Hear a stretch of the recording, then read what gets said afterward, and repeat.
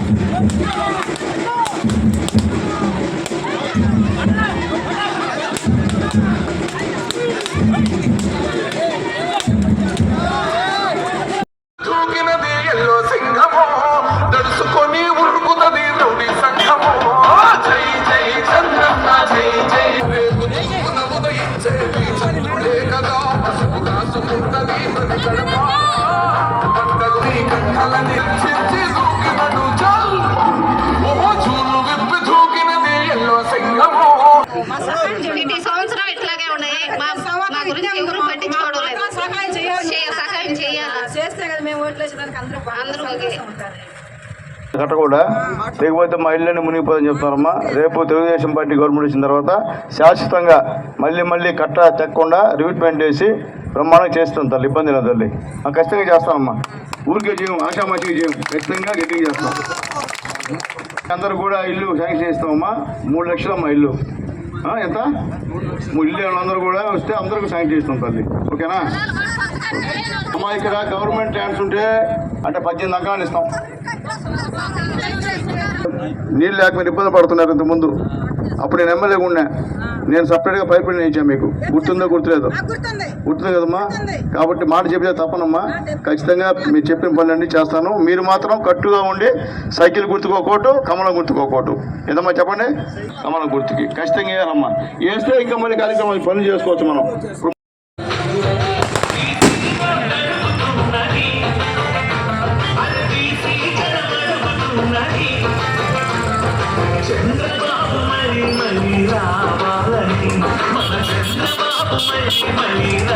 కొంతమంది చెప్తే మా పడతాయి.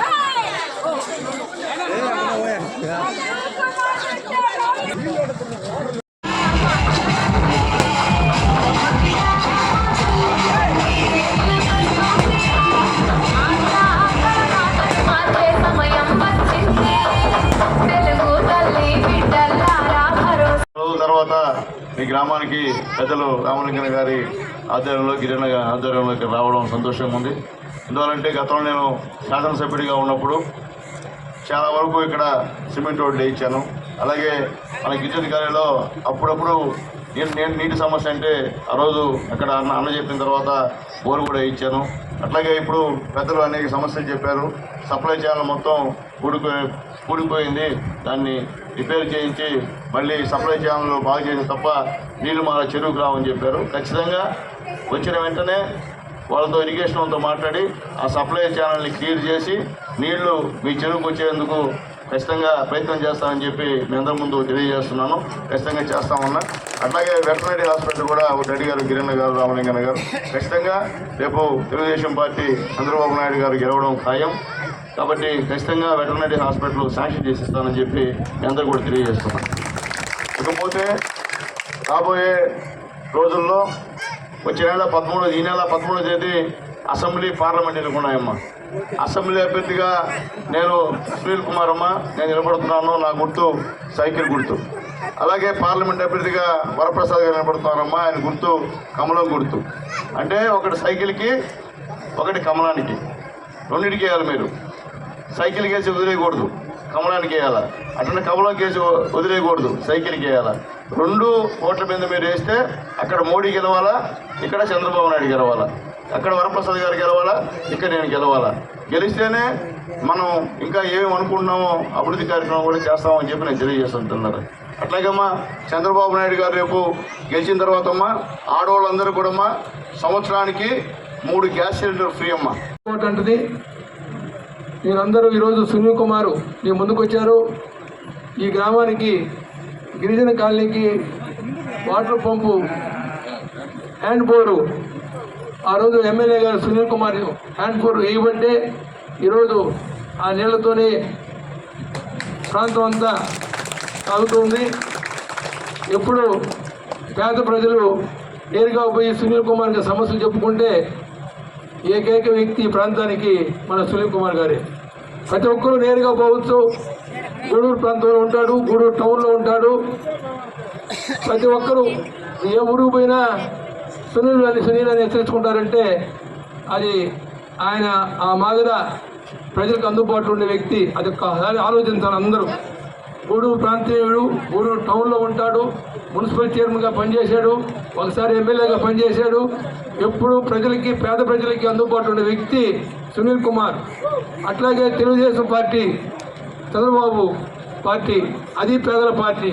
ఈ 2 ఆలోచించుకొని పనిచేసే పార్టీకి, పనిచేసే వ్యక్తికి మన ప్రాంతీయ వాడు ముఖ్యంగా అందుబాటులో ఉన్న వ్యక్తి ఎప్పుడు అర్ధరాత్రి ఫోన్ చేసినా ఎత్తుకుంటాడు. ఇటువంటి మీరు ఆలోచించి మీరందరూ సునీల్ కుమార్ గారికి అత్యధిక మెజార్టీ వేసి గెలిపించవలసిందిగా కోరుతున్నాను. సెలవు తీసుకోండి. వచ్చేసినటువంటి పెద్దలు రాజం సునీల్ కుమార్ గారికి, రామలింగానికి, జగన్మోహన్ అన్నకి, దశన్నకి, ఆనందానికి, కోటలకి ఈరోజు సునీల్ గారి దృష్టికి ఒక రెండు మన గ్రామం తరఫున రెండు సమస్యలు చెప్పదలుచుకున్నాను.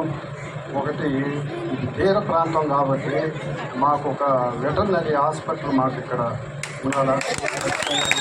ఇక్కడ పశువులు, గొడ్లు ఇవన్నీ కూడా చాలా ఎక్కువ ఉండే ప్రదేశం కాబట్టి మాకు అది ఒకటి కావాలా.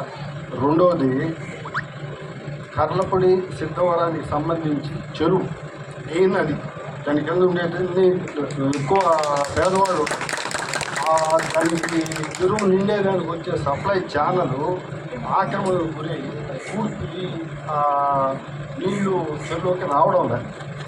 దాన్ని చేస్తేనే నీళ్లు చెరువులోకి వచ్చి పారుదల వస్తాయి. దాని మీద మీరు దృష్టి పెట్టి మేము ఈ గ్రామం తరఫున ఈ రెండు కోరికలు మేము కోరాం కాబట్టి మీరు నెక్స్ట్ టైము ఎమ్మెల్యేగా వచ్చి ఆ రెండు కార్యక్రమాలు మా గ్రామానికి పూర్తి చేసి మాకు చేస్తారని సంతోషిస్తూ సెలవు తీసుకుంటున్నాను. ఇంకొక చిన్న ఇదేంటంటే ఒక చిన్న డౌట్ ఒకటి ఉంది. ఏంటంటే ఇక్కడ అన్న తెలుగుదేశం, బీజేపీ, అన్న వైసీపీ అని ఒక చిన్న మలగులాలు పడుతున్నారు. దీనికి ఏమీ సంబంధం లేదు. మనకు అభివృద్ధి కావాలా. మనకు అభివృద్ధి కావాలంటే పైన మోడీ ఉండాలా, రాష్ట్రంలో చంద్రబాబు ఉండాలా. ఇది ఆలోచించి మీరందరూ సరైన నిర్ణయం తీసుకుని ఓటు వేస్తారని మరి ప్రార్థిస్తూ సెలవు తీసుకుంటారు.